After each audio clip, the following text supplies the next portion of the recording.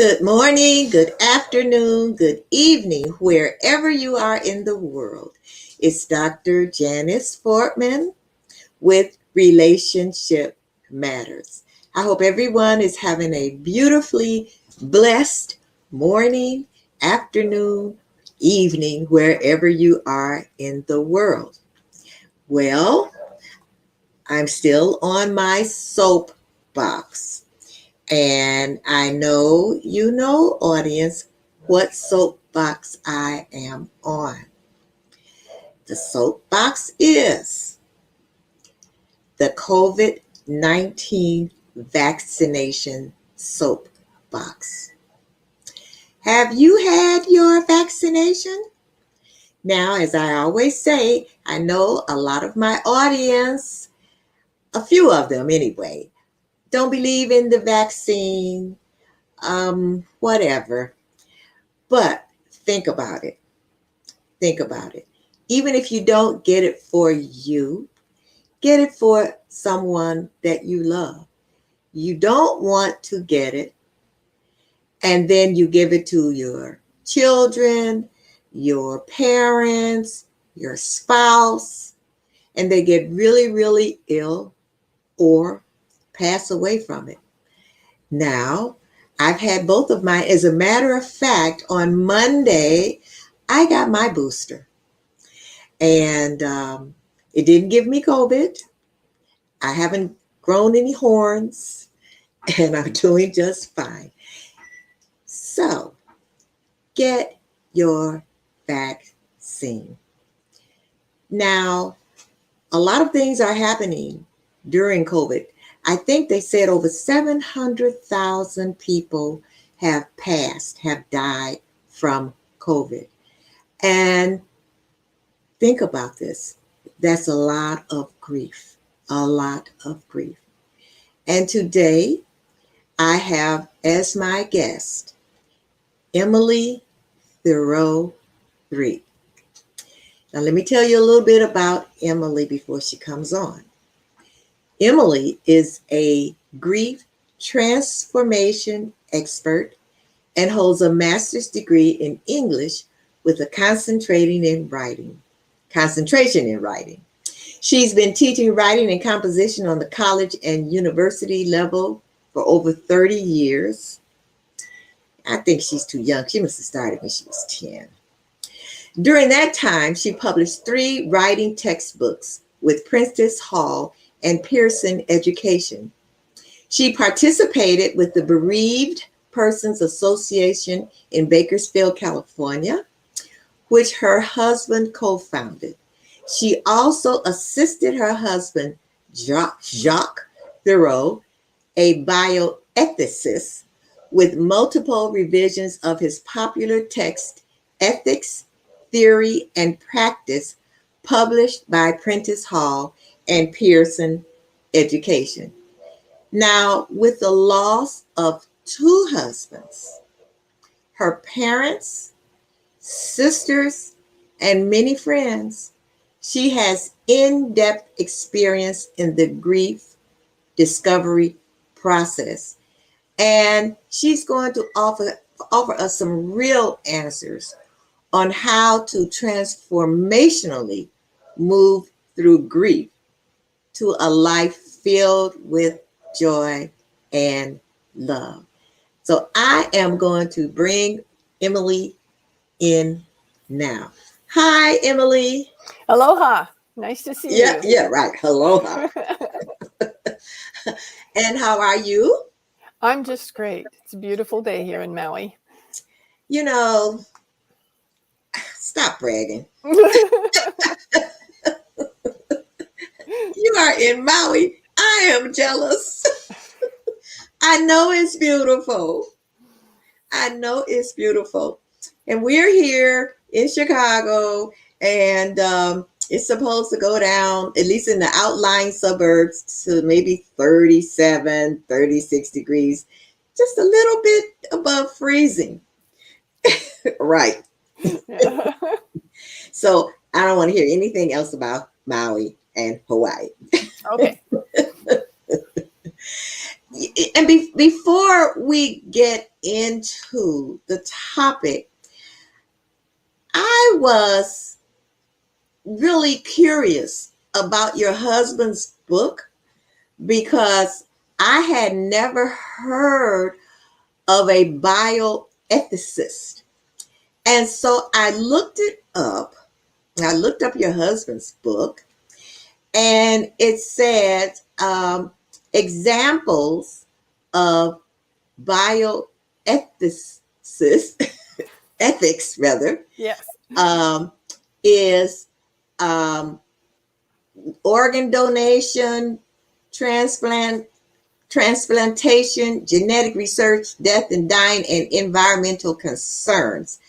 And so from what I'm understanding is that it's the ethics that's involved in all of that. Yes, the ethics that has to do with living in general. I think it's probably the easiest way to say it in anything related to life and death matters. Okay, all right, okay. Yeah, I was looking at that and I thought, oh wow, that's pretty deep.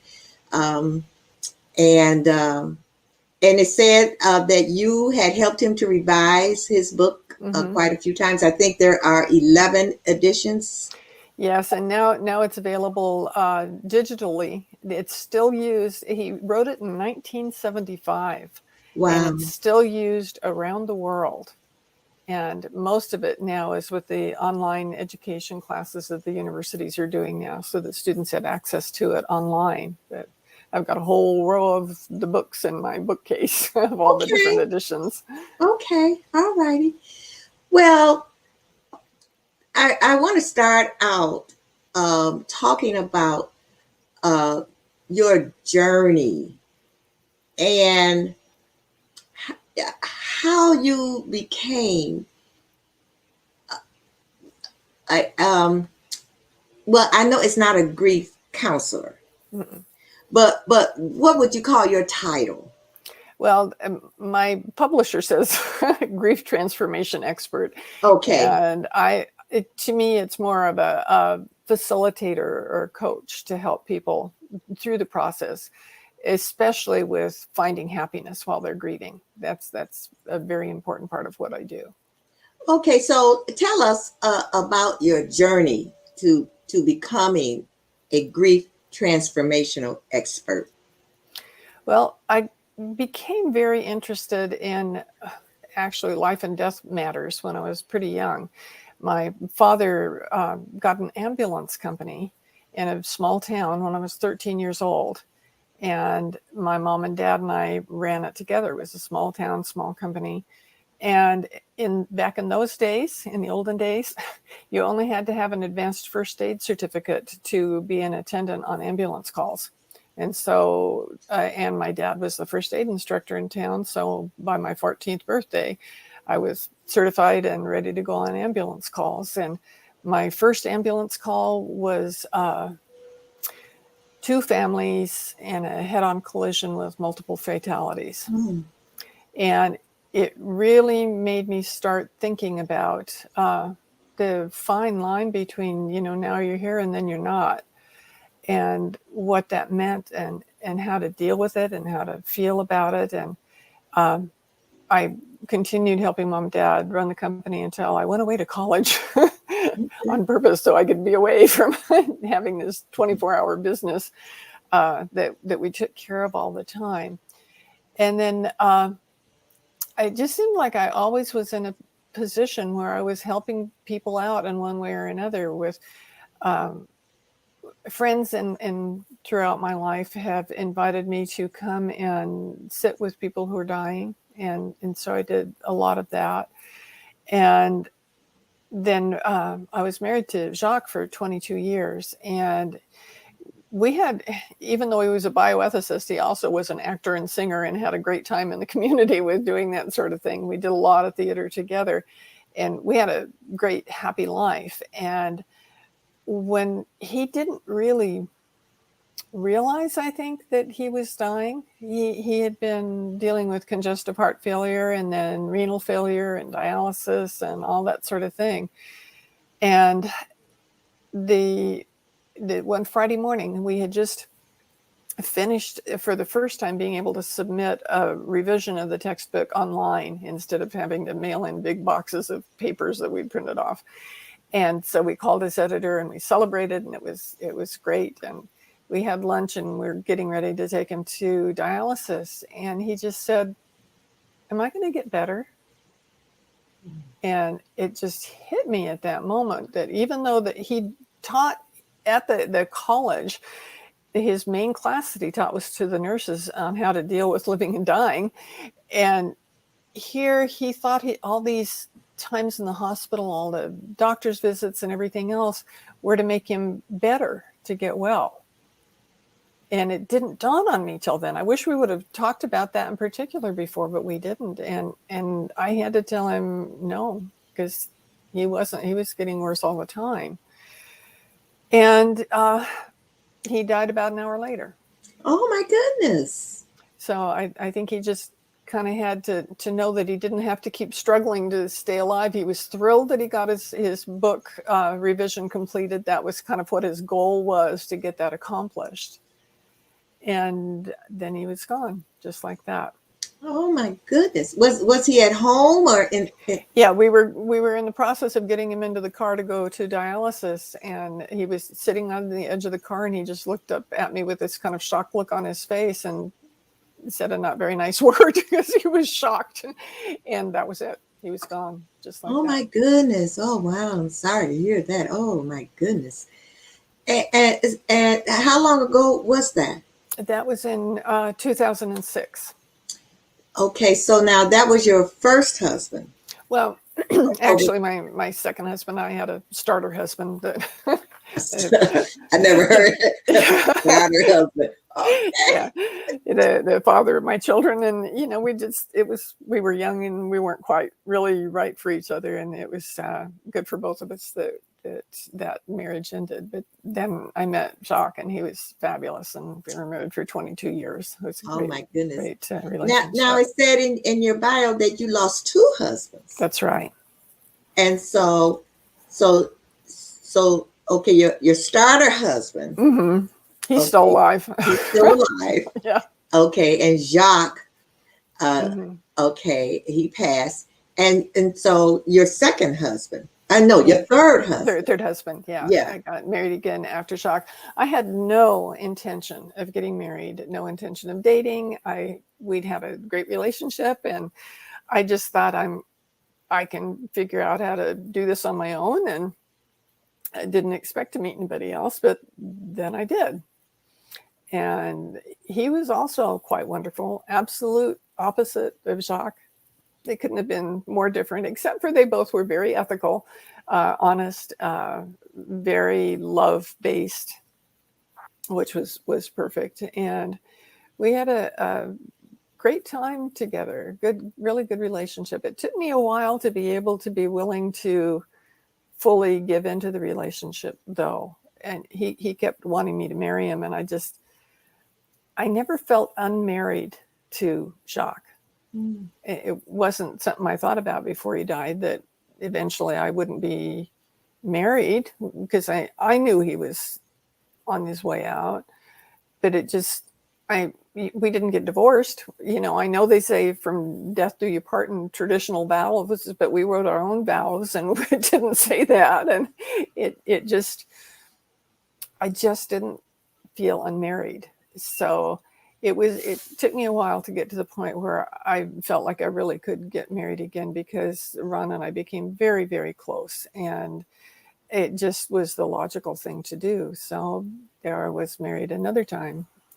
And he was, as far as I knew, healthy when I married him, but he ended up having congestive heart failure and renal failure, just like Jacques had.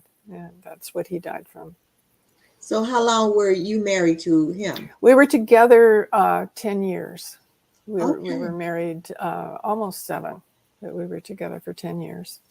So Emily, how did you deal with both deaths?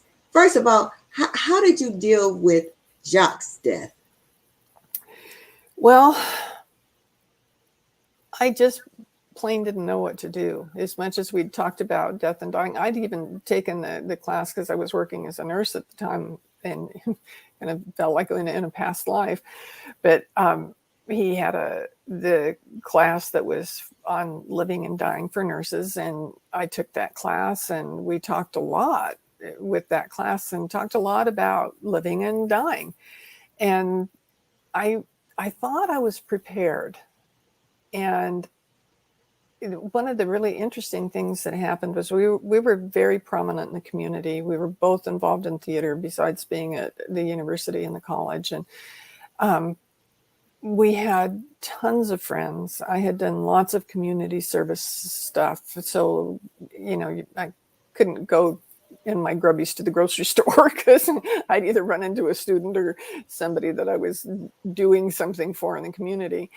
So with all that, we had tons of people that we knew, and his celebration of life was absolutely fantastic. And at the time we owned a live theater, and we had actually didn't own it at the time that he died because I had given it to the nonprofit foundation that was kind of went along with the theater so that I could stay home with him in the hospital with him for the last couple of years. Mm-hmm.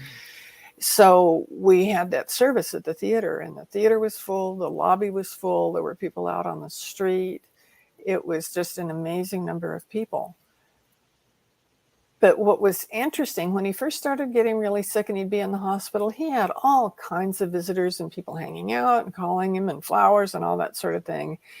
And over the last 2 years of his life, as he got sicker and sicker and sicker, the people just started staying further and further away. I don't know whether they were having a hard time watching the process he was going through, but they just weren't there. They came out for the celebration. But then when he was gone, they didn't really want to be around me. And that it bothered me because I thought, hey, you're my friends. We've done all this stuff together for so many years, but they just didn't know how to handle it. And it was most of the people that I knew. So I spent a lot of time alone. I had one really good girlfriend that had been staying with me, and she was wonderful. I don't know what I would have done without her, but she eventually had to move back home. And I just, I actually spent a lot of time alone. I would go teach at the university and come home and sit. And didn't watch a lot of TV, didn't read a whole lot, didn't do a whole lot. It was kind of a time of contemplation with trying to figure out, okay, now what do I do? And I didn't really know what to do. And at that point, I didn't write a lot, which was unusual for me because I'm a writer, taught writing, or still teach writing, and love that. But I just wasn't doing that. I just really didn't know what to do. And then New Year's Eve came along, and I thought, okay, this is my opportunity. I'm not good with resolutions because I write a bunch of them and forget about them, like I think most people do. But I thought, I'm going to choose one thing that this year I'm going to accomplish one thing. But I didn't know what that was going to be. So I did start meditating and did start writing and trying to figure out what that one thing was supposed to be. And what came to me was to accept invitations. And I thought, that's strange because I wasn't getting any invitations. But I thought it came to me for a reason. So when I started getting invitations, I accepted them, and it opened the doors for me like I never could have imagined would happen. And I had so many opportunities that were just amazing. And it wasn't like people asking me over to dinner. It was things like the newspaper for the county calling me and asking me to be on the editorial board for a year.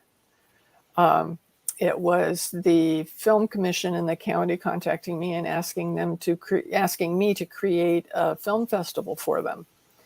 It was my friend going to South Africa, and she said, "Why don't you come with us?" And I did. And I hadn't thought before that of going to South Africa, and it was an amazing trip. And my daughter had convinced me to start going to a trainer who was a friend of hers, and we got to be kind of chummy. And he was a ultra marathon bicycle racer, and he asked me to help him on the races. And so I actually was his like caretaker on the race across America on a bicycle. Wow. And he holds many world records in that, and that was quite an amazing situation. So all these things, and there was more than that. There were a whole bunch of other things, like the county regional center asked me to be on their bioethics committee as a layperson. Jacques had been on there as an ethicist, but they asked me to be a community representative as a layperson. So it went on and on and on. Just all these things started happening. And I was so glad that I had committed to saying yes to invitations, because it really changed my life. And it's ultimately kind of how Ron and I got together, because a friend of mine saw me and she said, are you dating? I said, no. She said, do you want to? I said, no. And she said, well, you need to go on Match.com. And I said, no. And then she said it to me so many times. I thought, you know what? I made this commitment to say yes when people invited me to do something. And she said it to me so many times. I thought, I'm supposed to do this. But I decided to set myself up by writing this list of everything that I had to have in somebody that I would even consider going out to meet for coffee, Okay. let alone a long-term relationship. And it was a really detailed list with a bunch of things. And then I wrote my bio of what I was, and I went on a Thursday night, and the guys, I started looking at guys, and I said, this is not the place for me. I'm not going to find anybody here. They're just totally different kind of people that I had no interest in even having a conversation with. And then I saw Ron's picture, and I thought, So I looked at his bio and I started checking off things on my list, and he was every single thing that I had written down and more. Wow. And so I contacted him the way you do through that. And we started emailing each other back and forth. That was on Thursday. And on Sunday, we had decided we'd go out in the afternoon for coffee. But I was still working on that film festival and had people at my house screening and stuff. And they kept going on and on and on. And it was finally like 7:00 in the evening when they left. And I emailed him. I said, I'm so sorry. And he said, well, I haven't eaten yet. Have you? And I said, no. And he says, well, meet me for dinner.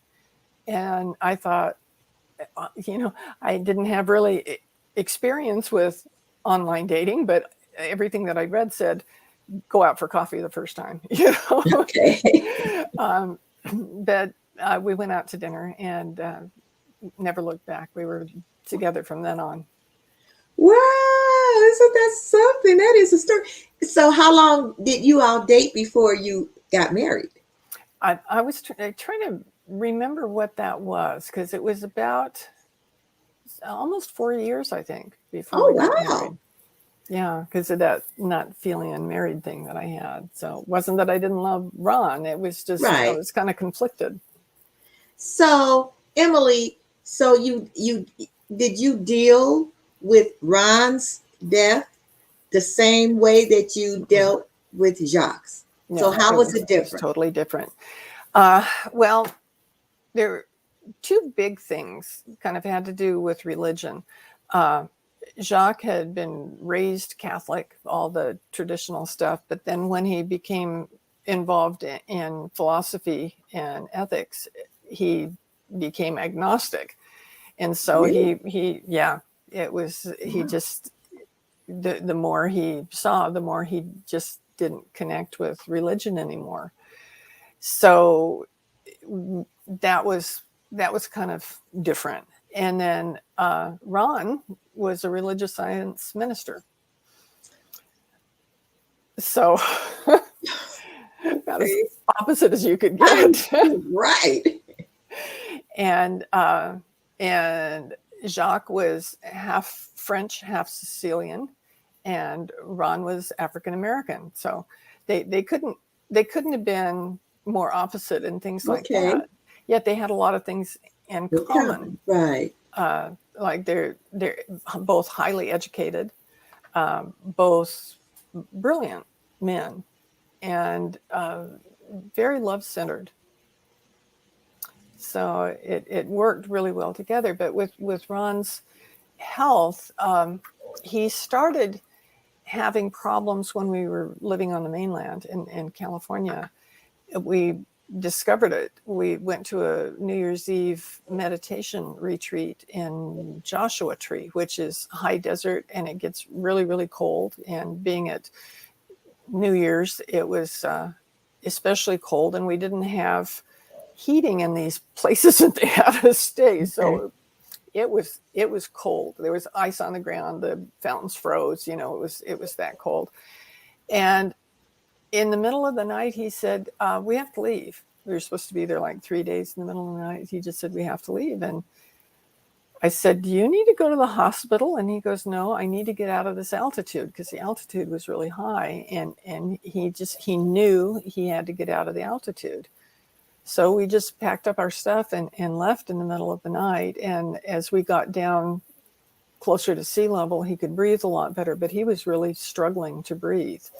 And that was when we started getting him checked out and discovered that he had the congestive heart failure too, like Chuck had. Right. So he had that for about 4 years, I think, before he died, starting with that. But initially we were able to get medication and have things work, and he stayed in good shape and had a trainer and all that sort of thing. So he was really doing pretty well. But then he wasn't. It just kind of, his health started going down. He'd had episodes where we would have to get to the hospital real quick because his lungs would start filling up with fluid, and he had to get the fluid off. And we went through that a lot. And we had honeymooned in Maui and had been here several times after that, because he still had friends here from when he lived in Maui before. And we really enjoyed the people that he knew. I never came here like a tourist. And it just was so comfortable there. And he got to the point where he said, you know, why do we keep going back to California? Can't we just stay here? So we bought a house, sold our house there, moved everything. And right before we left, I guess it was about 3 weeks before we left, I had to take him to the hospital. We didn't call an ambulance because we lived so close to the hospital. I knew it would be a lot faster, and I knew that he needed help right then. So I was able to get him in the car and get him to the hospital. And they actually... he didn't stop breathing and have his heart stop beating, but he was close enough that it was essentially a code that they had. They had 12 people in the emergency room taking care of him. And it took like overnight to get him stable enough that they could transfer him to ICU. And they did. And then they told us that he had to have a pacemaker put in. And he said, well, we're moving to Maui in a couple of weeks. Can I have it done over there? And they said, Okay. no, you have to have it like put in right away. So here he had a pacemaker. And when you have a pacemaker, they put your arm in a sling and you're not supposed to move it for a while to make sure that the wires from the pacemaker get really firmly implanted where they need to be. So I was doing all of the moving and everything for the house because he wasn't able to do anything. He could sit and tell people, point to things, but he couldn't really help. And so he was in that kind of shape when we got here. And he felt his attitude was wonderful. We lived very much in the moment all the time. That was very important to us, to be focusing on what was good. And at any one moment you asked us, we were both being able to sit there and talk and smile. And so all was well, even though all this other health things were going on. But by focusing on the moment like that, instead of with Jacques, we were focusing on the health issues and how miserable he was and how hard it Oh, was. okay. So this was different. So it was different. It was totally different with Ron. And Ron he had significant health challenges. He didn't feel great, but his attitude toward it was totally different. And he knew that his transition wasn't that far off, and he was okay with that. And I think being okay with it, I think Jacques never wanted to die. I don't think he thought he was going to die. And I think that was why he had as much of trouble as he did. But Ron looked at it very realistically. And by being able to experience everything together, it made it a lot easier for me because I was able to live in the moment with him. And when it got right down to it, the week before 2 weeks before he transitioned, he went into the hospital, and he kept getting sicker and sicker and sicker. And he lost 35 pounds in 5 days. And nobody could tell him why that was happening. And they weren't able to give him anything that would make it stop. He was having massive gut problems, and nothing helped. And so after he'd been there for that long, he asked the doctor what they were going to do for him. And the doctor said, well, we can run all these other tests. And he said, I'm not having other tests. He said, we've done all these tests. I don't know what other tests you do. And he had worked in the medical field. He had a master's in public health, and he did hospital administration and lots of things like that. So he knew how things operated. And he said, is there something that you can do for me that's going to make me better, or make me feel better, make me stop losing weight, make me not be so weak? And the doctor said, well, we'll keep doing tests. And Ron said, you're not answering my question. And the doctor said, well, there's not really anything we can do, but we can try and keep you comfortable. And Ron said, well, then I think I want to go home. And the doctor said, you can't go home. You're way too sick. We have to be here so that we can do all these things for you. And he said, no, I'm going to go home. And he said, well, if you go home, it's going to be against medical advice, and you can't take any of your medications home. We won't prescribe them for you. And he said, I don't care. I'm going home. And so that's when you all went on and moved to Maui. Yeah, well, no, we moved here 2 years before. Before then, but when you say going home, home to your house. He wanted to go home to our house. And we had, fortunately, a very good friend who was a hospice nurse, and I called her and told her what was going on, and she arranged for care for him. She arranged for a hospital bed. By the time we got to the house, there's a hospital bed there, and the hospice doctor was there to prescribe the prescriptions for him that the doctors at the hospital wouldn't give him.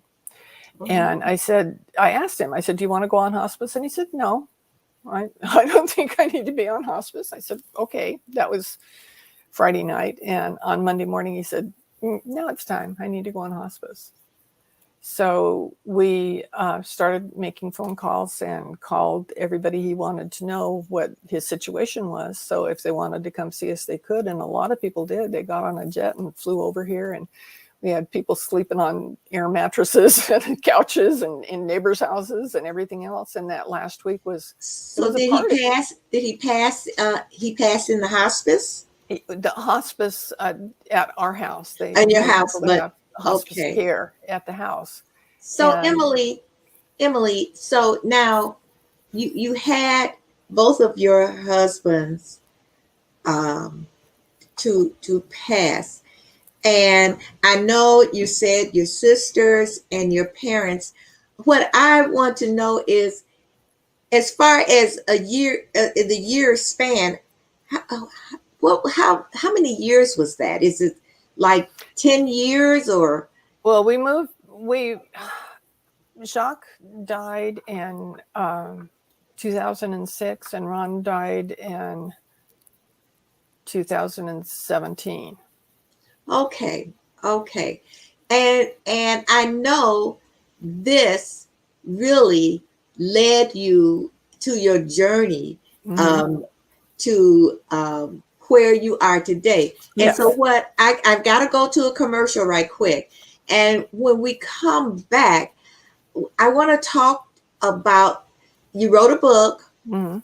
and I know you do workshops, and you're Mhm. part of a couple of organizations, and very interesting in organizations. So I really want to get to your advice and Okay. what's in your book, because it's all of us sooner or later have to Yeah, deal with grief. absolutely. Yes. And so let me go this commercial right quick. Mhm. And then when I come back, then we're going to go off into that. Okay, Okay. that's great. All righty. We will be right back with Emily Thiroux 3. All righty.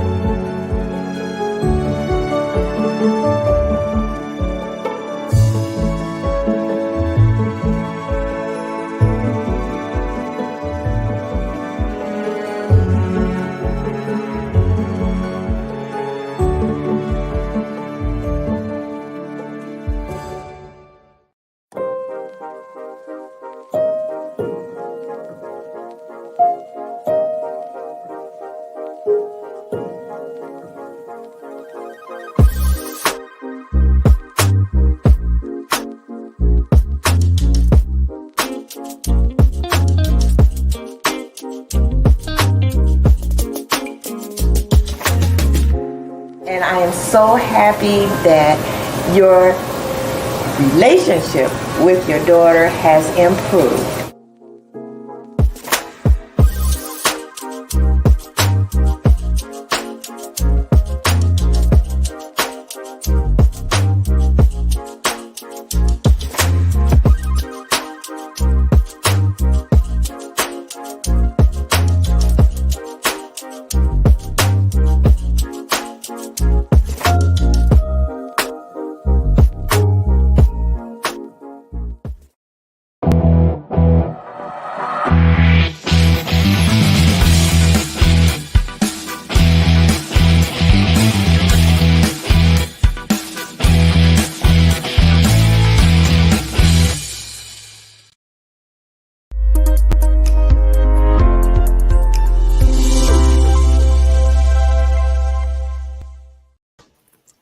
Hi, we are back with Emily. And so, Emily, I know you wrote a book, and so I told you I'm on my husband's computer. So we're going to see if we can do your book trailer. And then, oops, that was wrong. And I've got to share. And then I got to share my screen. And then, oh, this is different. His computer's different. Okay. Oh, I don't know if I know how to do. Oh, maybe it's here. Yeah, there it is. Okay. I know I'm sharing the screen, and oh, you know what? I forgot that you're supposed to put on there. Well, let's talk about you. We can just talk about the book. That's fine. No problem. Let's talk about your book. Okay, tell us the name of your book, and tell us all about it, and how you really got to write this book? Okay. After Jacques died, I started reading whatever I could get my hands on about grieving and what I could do, and there were so many that were sad memoirs as opposed to being what I was looking for. I wanted something to help me, something to guide me. And so after Ron died, I decided that I would write about what was going on and see what I could do to help me to get through what was happening. And I found some really cool ways of writing that I thought I can share this with other people. So I formed a meetup group because I didn't know that many people on the island yet. And people came because everybody wanted to have help with grief. And we had really wonderful meetings where we would do writing through grief. And that I saw that really helped. And then about 8 months after Ron died, a really good friend of his died suddenly, who was a whole lot younger than he was. And I was so concerned about his wife that I wrote her a letter right away that was like a list of, these are things you don't need to worry about right now. Because I know she had never thought about her husband dying. He was too young. And these are things that you do need to pay attention to right now. And she had told me how grateful she was for that letter that I gave her. And I thought, I've got to do more than this. So I decided that for the first year after her husband died, every week I would send her a card with things in it that would be helpful to her during that time. And so as I did that, once I wrote out all the 52 different things I was going to send her over the year, I realized I had an outline for a book. And so I got a publisher or an agent and then a publisher, and we got the book written and published. But what was different about my book is that each chapter is on like a different subject. And at the end of each chapter, there's something active for the person reading it to do to help them deal with their grief. And a lot of them are the writing things, but there are other things in there too of different exercises and things that they can do to help them feel better. And that led me to creating a group that is just getting started now. We're in the process of forming a nonprofit to support it. So anybody who wants to can come to it. That's going to be a combination of writing and happiness that we'll do online every week. And the happiness came to me because I read Happy for No Reason by Marcy Shimoff after Jacques died, and it had helped me a lot. And so I was looking through it again after Ron died, and I discovered that Marcy had training to become a Happy for No Reason certified trainer. And I thought this would be perfect with the grief work that I'm doing because I wanted to bring happiness in to that. So now I'm a certified trainer for that too. So the Grief and Happiness Alliance that we've formed that will be meeting every week we'll write, we'll have happiness practices, and it'll all be on Zoom, be virtual, so that we can have breakout groups so that people can talk together and get to know each other and support each other personally. And so I'm going to ask you this, and I know it has to do with finding happiness after grief. Now, what about gratitude? Oh, gratitude. Is gratitude a part of it? Gratitude, I've got a whole chapter on gratitude in the book, and gratitude was one of the things that really helped me turn around after Jacques died, because I was kind of negative then. And I had people kept suggesting that I write down what I was grateful for, and I was saying, I don't have anything to be grateful. My husband died, And finally, it was one of those things where enough people said it that I thought they must be telling me this for a reason. And it was before I had decided to accept invitations. So I started writing down what I was grateful for, and I was shocked because the more I wrote, the better I felt, and the more I wrote. And I just kept, I got to the point I felt like I was addicted to gratitude, that if I'd be in the doctor's office waiting for an appointment, I'd be pulling a receipt out of my purse so that I could write on the back of it, because I didn't want to forget what I was grateful for at that moment. And doing that, I finally got a little book to keep in my purse so that when those moments happened, that I'd have some place to write it. But every day since then, every single day since then, I have written in my journal things that I'm grateful for every single day. Wow. Wow. And you're part of an organization, and I hope I pronounce it right. It's Naikiki O Imalia. Mm-hmm. Did I pronounce it right? Close. Okay. not Kiki O Amalia. Okay. And I'm not really a part of the organization, but I donate to them. A portion of my book sales goes to them. And I've given them books. A friend of mine wrote a beautiful, Kiki stands for children in Hawaiian. And a friend of mine wrote a beautiful children's grief book. And so I bought a bunch of copies from her to donate to them so that they'd have them for the kids. Because it's an organization here on Maui where this woman's daughter was pregnant and with her first child, and she found a lump in her breast and showed it to the doctor, and the doctor said, "Oh, we'll worry about it after the baby's born." And so after the baby was born, it had metastasized, and Ooh. the baby was fine, but he wasn't very old when she died. And her mom was a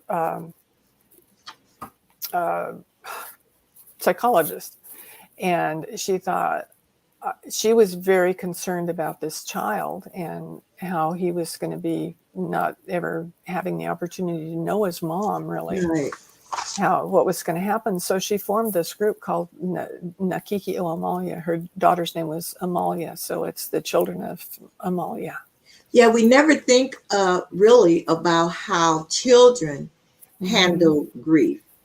Now, is this the same as the Doorway into Light, or is that a different? That's a different organization. Okay. The Doorway into Light is mostly for grown-ups.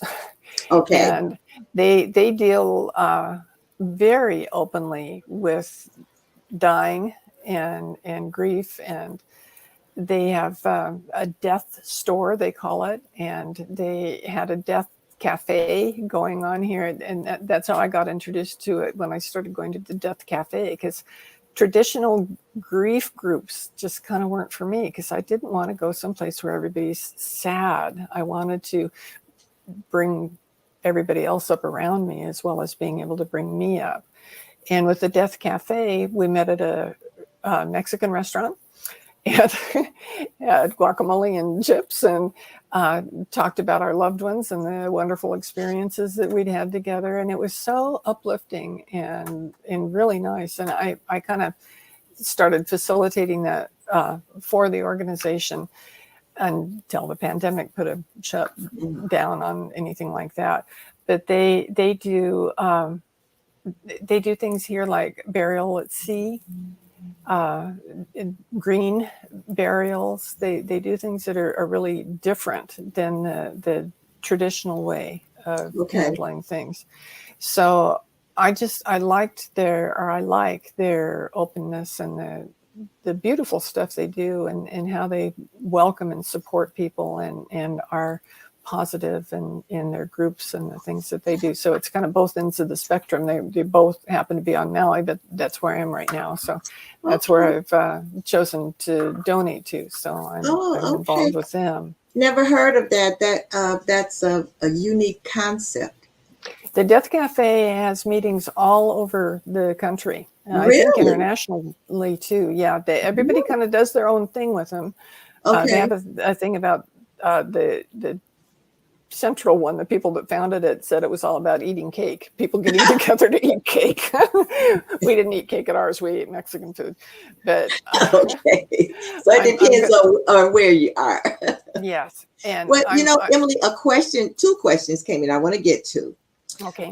It says, can you give us your definition of ethics in your profession? In my profession, I would say integrity. Integrity. Integrity. Everything that I do, I tell the truth. And it's like when Jacques asked me if he was going to die, I had to tell him the truth.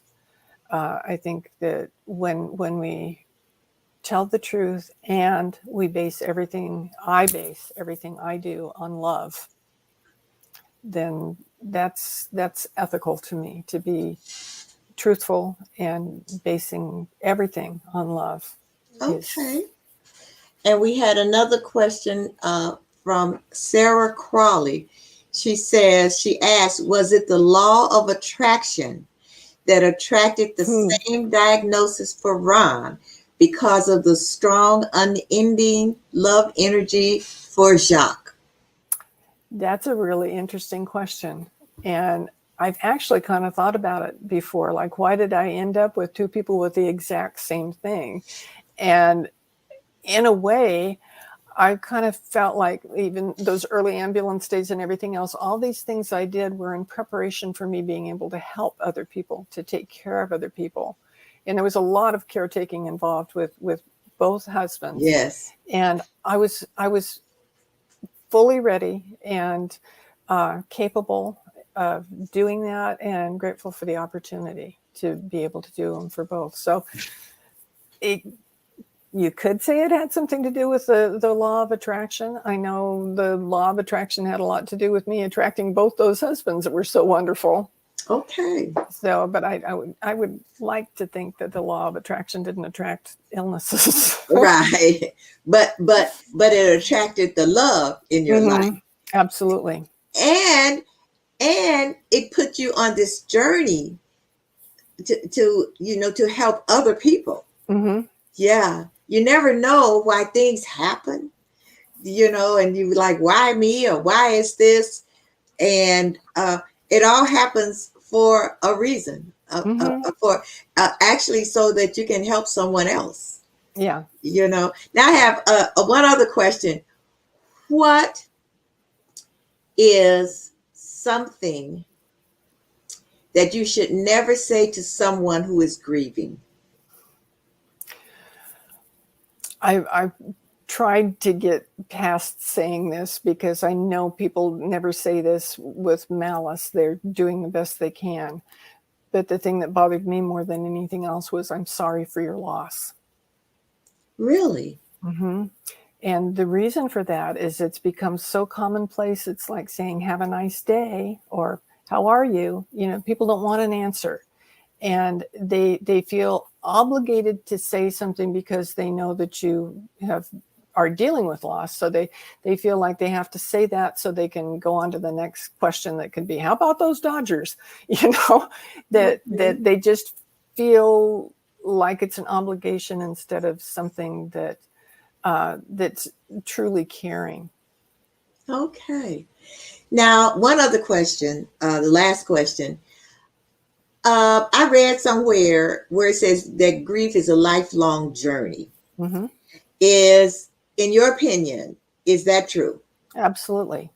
Grief is not something that you get over. A lot of people think that you're supposed to get over grief and move on with your life. And I've certainly moved forward in my life, but I will always hold both my husbands in my heart, and my mom and dad, and my sister, and all my other relatives and friends that I've have gone before me. They're always going to be there in my heart. And that's just part of the love in my life. And I think when people want grief to be over, it's in kind of a negative feeling. And if you can look at it positively in dealing with love, then that makes it better. Okay. And we had a comment from Sandy Barney in, and she said, I hate it when someone would say, I know how you feel. Yeah, that's no good. That's no, you don't know how we feel. Right. And so now, Emily, if people want to get in contact with you and really get your journal, your book, Loving and Living Your Way Through Grief.com. Is that the way they can get in contact with That's you? right. They can contact me through there. That's my website. You can also email me at emily@lovingandlivingyourwaythroughgrief.com. Okay. And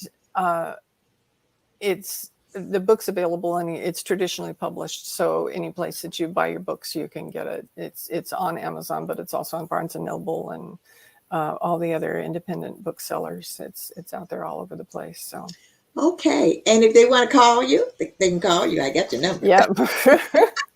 I got it. Put it out there. It's 808-446-3557. And you can go on Amazon.com and get Emily's book. Don't go on there shopping for shoes and clothes. Go on there and shop for something that you really, all of us can benefit from, because all of us are going to go there. Loving and living your way through grief.com. Emily, thank you so much for being with us today. And we got another question, but Sarah, we only got a minute. So Sarah says, so what do you say? I guess if you don't say, I know how what you should feel. you say? Sorry for your loss. I can tell you quick. Okay. Mention the person's name and say a positive memory about them. Like people said about my parents, they said, I loved how they were married all those years and they all still were holding hands all the time. So that sort of thing is going to bring a smile to you instead of tears. So okay. All righty. Well, we did get that last that question in. Well, thank you so much, Emily, for being with us. You have really given us a lot of information that we all are going to need. And I told her before the show not to say anything else to me about Maui. Well, when you come, you must visit me. Yes, definitely. So aloha. Aloha. All righty. Bye-bye. Bye. Wow, that was very, very, very, very, very interesting. It's something that we are definitely, we all need. We're all going to need at some point in our lives. We're all going to need that. And I really wanted to have her on the show because, especially now through COVID, with COVID going on, it's so much grief, and so many people can benefit from Emily's journal. So I want everyone to have beautifully blessed morning, afternoon, or evening, wherever you are in the world. If you'd like to be on Relationship Matters, just submit a headshot and a brief bio, and just submit it to relationshipmatterstv@gmail.com. That's relationshipmatterstv@gmail.com.